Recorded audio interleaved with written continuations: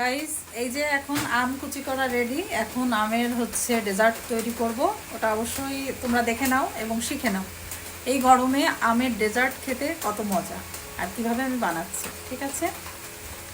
তো চলো শুরু করা যাক।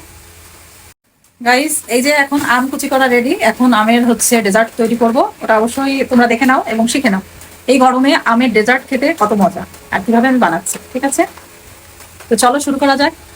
আমি আমার আমগুলো, এই যে আম কুচি করে রেখেছি, এগুলো দিয়ে দিলাম। সেই বড় চামচ কত লাগবে? চামচ।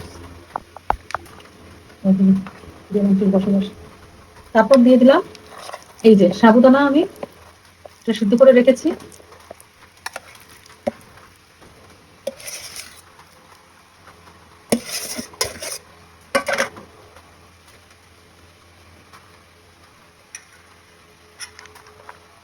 দিয়ে দিব বরফ। তারপর দিয়ে দিব ভ্যানিস।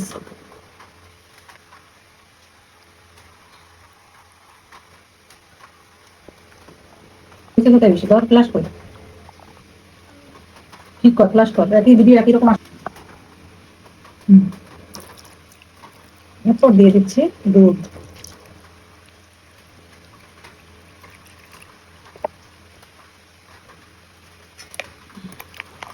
এবার এটাকে ভালো করে মিক্স করার পালা। বরফগুলো আমি আগে থেকে উঠিয়ে বাটিতে রেখে দিয়েছিলাম, তার জন্য এরকম দলা বেঁধে গেছে। এটা অবশ্যই এখনই ছেড়ে দিবে।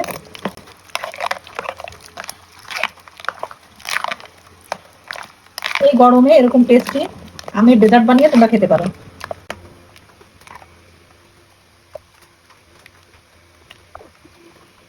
জি, আমাদের তৈরি।